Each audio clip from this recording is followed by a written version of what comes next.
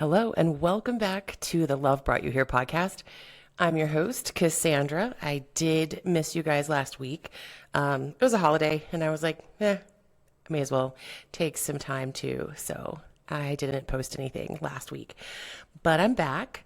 A little housekeeping next week. I'm actually going to have a guest doing what I love to do, which is interviews. Jewel, one of my friends from back when I was a content creator, is going to be on here. So I'm excited to see what kind of antics we get into that day. Stay tuned for that for sure. Last week, I posted an audio only episode of an essay that I had written. And I'm curious, what did everybody think of that? Did you enjoy that? Did you like that format? I'm kind of thinking of going back and forth when I'm not doing interviews because, again, it takes a while to find people who want to be interviewed on the show. But going back and forth between the holler hogwash, which was that folklore, just over the top storytelling that I did, and the type of storytelling that I did last week, which I'm calling mountain memoir. So it's all under the Love Brought You Here universe, but just different forms of storytelling. I'm not someone who likes to be in a box. I am, I guess, what people call a creative. I have lots of different types of art forms that I like to use. And this storytelling is an opportunity for me to process things.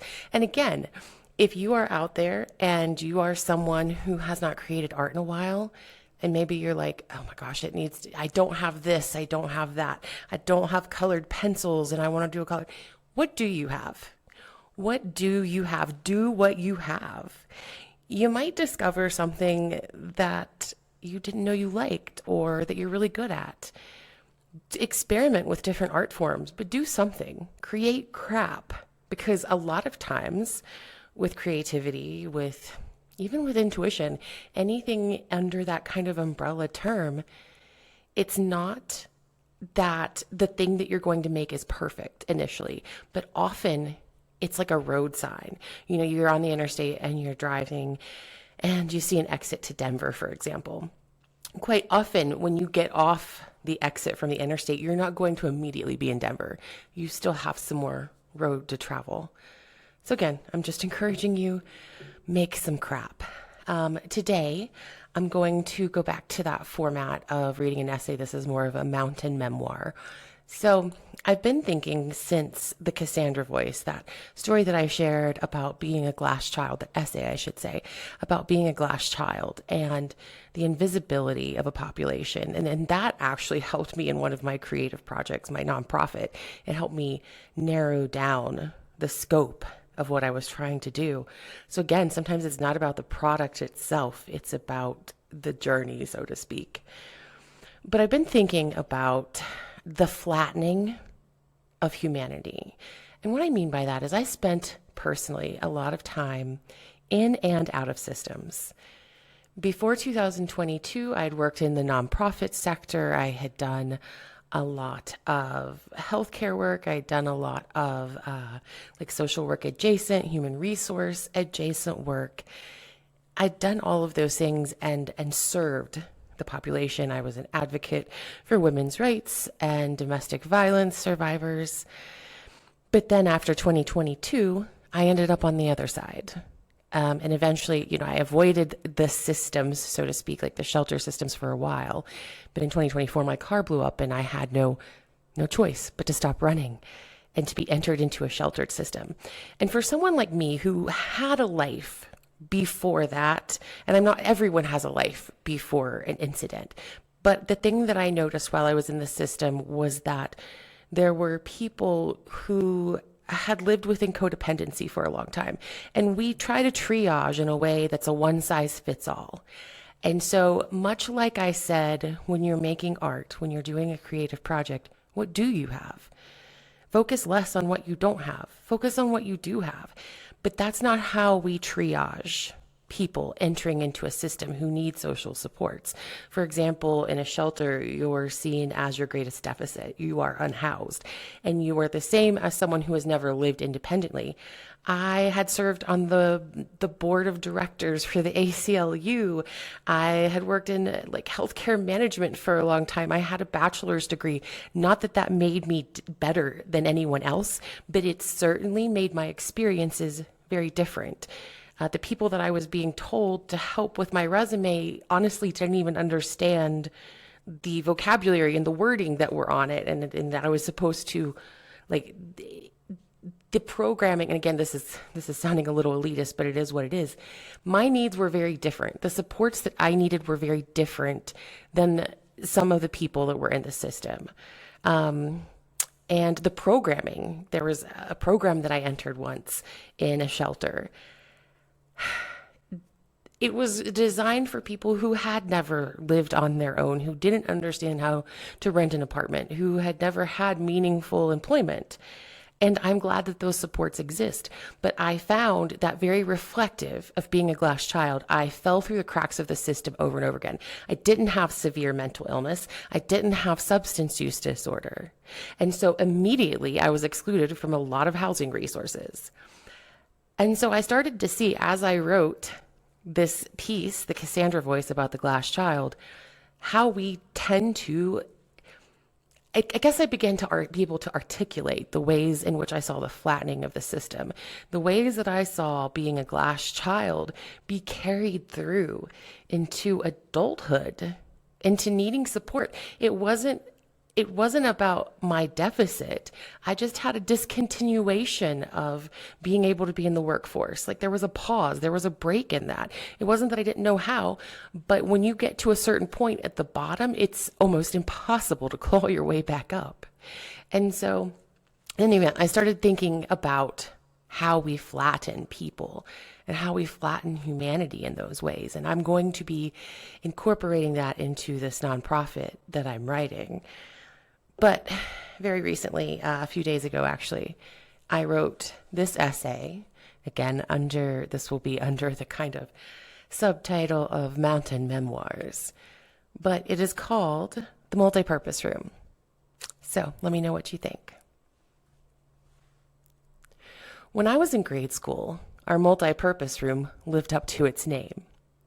It served as the cafeteria, the gymnasium, the performance stage area, and it was also the space into which school administrators would squeeze all of the snotty-nosed kindergarten through sixth graders when we had our annual, long-anticipated school fundraisers. At least once every 2 weeks, the administrators would close the heavy velvet 80s colored dark gray and green curtains that separated the open space from the stage, and they would collect one classroom at a time to bring them into this room. As the children filed into the room in a precise, quiet, single-file line, the air of the room changed. Only hours earlier, it had smelled like toast and eggs as children sat quietly around picnic-style benches and eating hot breakfast. But as each tiny face reappeared, the smell and even the emotional state of the room were radically different. Suddenly, the scent of latex hung heavy in the humid air of the grade school gymnasium as smiles and laughter turned to fear, aggression, anger, and even tears. Dodgeball day.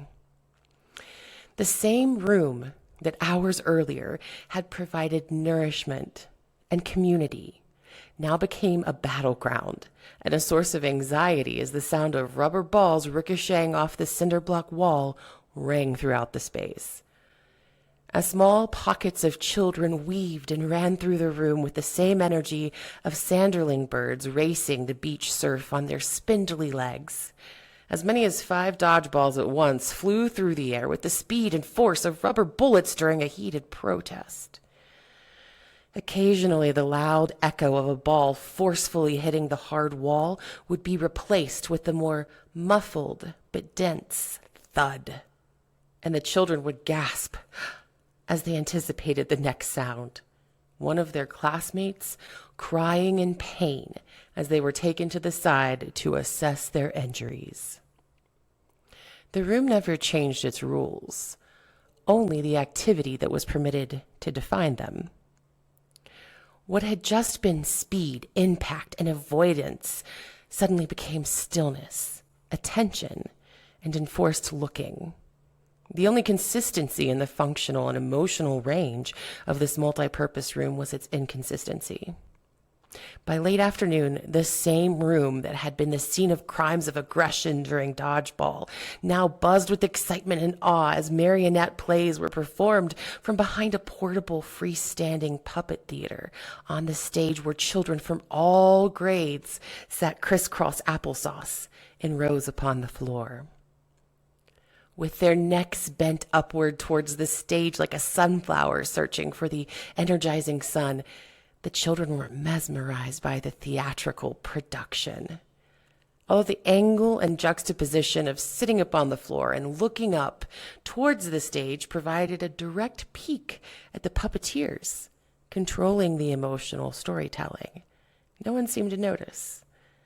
Each child seemed paralyzed by wanderlust and the promise that perhaps they might be brought up onto the stage to directly become part of this narrative being shared by the brightly colored, dancing wooden dolls.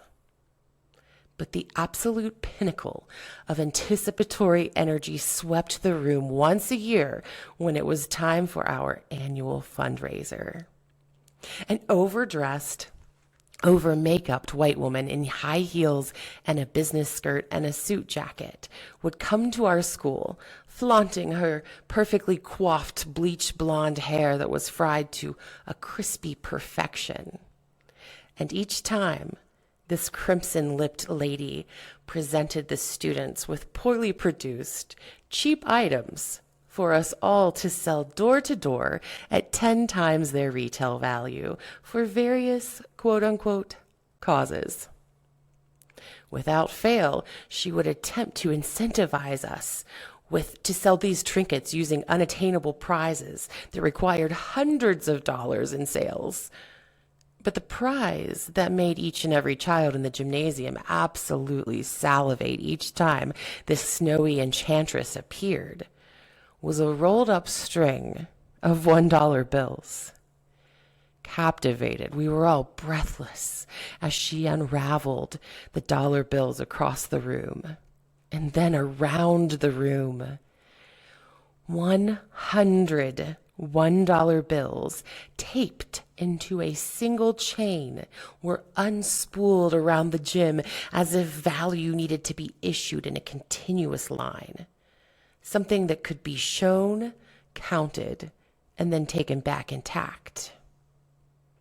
100 $1 bills all taped together, wrapping around the entire gymnasium as each of us, aged 5 to 12 years old, oohed and awed, imagining what we'd do with the riches that dramatically unfolded before our eyes. This was the prize for the top seller of the entire school. And only one person could earn it by achieving the most sales, although we were told we each had equal opportunities to become the victor. Despite the fact that we all knew children with parents who worked in corporate office settings would become the top sellers, our delusions of becoming independently wealthy overrode our practical thinking as we squirmed with excitement. It was March in Denver, Colorado. The air inside the vast warehouse of concrete and metal was thick and heavy, trapped beneath double-story ceilings where short white plastic walls carved out an endless grid of aisles. A short, husky man met me at the entrance and immediately began guiding me deeper into the structure, pointing toward a specific square space at the far end of one row. Trying to keep pace with him meant fighting the wobbly wheels of a heavy rolling trolley that resisted me at every twist and turn, and my brow quickly grew damp from the sudden physical exertion. "This will be your cubicle," he said. "Wait, shit, sorry.